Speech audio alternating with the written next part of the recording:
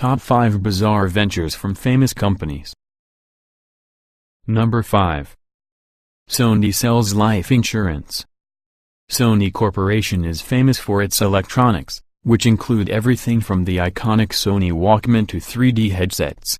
Counterintuitively, however, Sony's electronics division is hemorrhaging money. It cost the company $8.5 billion over a 10-year period from 2003 to 2013, while its best-performing division was its insurance branch, which over the same 10-year period raked in more than $9 billion. Sony originally did only sell electronics, but in the 1950s, one of the founders was touring the U.S., and was so impressed with the skyscrapers that he decided the corporation would one day have its own financial business.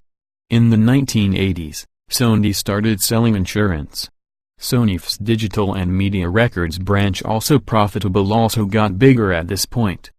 While some financial analysts and corporate insiders want Sony to leave the electronics industry entirely or spin it off into a separate company, Sony has been reluctant to give up in the industry it is most well known for and where it still has significant market share. Number 4. Chrysler used to build rockets. While Chrysler had been a simple automobile company before World War II, during the militarization of the United States, Chrysler built tanks and military electronics. Chrysler gained a reputation for having an engineering solution to many military problems as well as not price gouging the U.S. government during the war. After the war, Chrysler put its engineering skills to use in manufacturing the US's first ballistic missile, the Redstone rocket, which was also the rocket that launched the first American astronauts into space.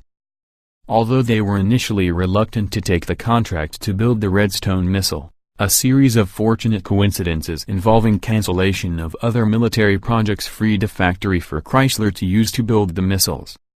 Chrysler also manufactured the first stage of the Saturn IB rockets that launched the first Apollo capsules into space. Later, they worked on the first stages of the gigantic Saturn V rockets that would land men on the moon. Number 3. Target runs crime scene investigations. One of the largest retailers in the U.S., Target isn't the first place you think of when you think of high-tech forensics.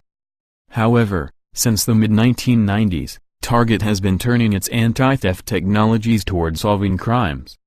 Using technology developed for tracking its inventories and preventing theft in its stores, Target applied the technology to help police across the United States track down criminals and coordinate with each other. Target's asset tracking group has also applied its technology to help police. Target also has its own private forensics labs, which have the same accreditation as the forensics labs of city police departments. They handle some cases that the police crime labs would find difficult, such as video evidence of a crime that is in an unconventional codec format. Target has also provided technology to police departments for free, and Target employees can sometimes become heavily involved in FBI operations targeting criminal organizations, even going undercover. Number 2. Bose Corporation researched cold fusion. The Bose Corporation is best known for its high-definition speaker and sound systems. Indeed, Amar Bose, the scientist and MIT professor who founded the corporation, was inspired to create it because he was unsatisfied with the quality of the speakers he could buy. However, Bose himself is a tinker first and foremost, and because he has retained private control of his company, he can recycle company profits back into research of his choosing. And not all this research involves sound or even electronics. In 1989, Bose walked into a forum on the new claim of cold fusion, a claim that could have revolutionized the world had it been true. However, upon discovering the scientists in the forum were hurling insults at each other instead of discussing cold fusion scientifically, Bose decided to form a group of scientists from his own company who would investigate cold fusion claims methodically. Over the course of 2 years, they disproved them all. Number 1. Microsoft sold children's toys.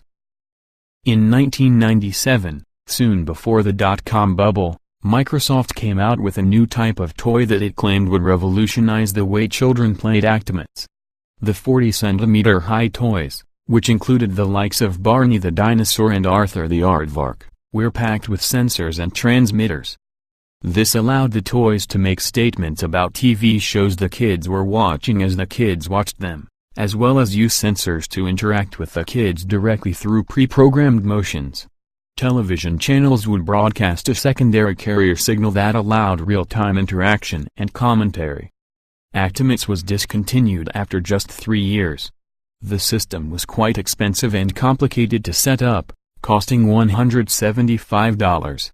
The choice of later characters after Barney may not have been as good, as later toys sold less well.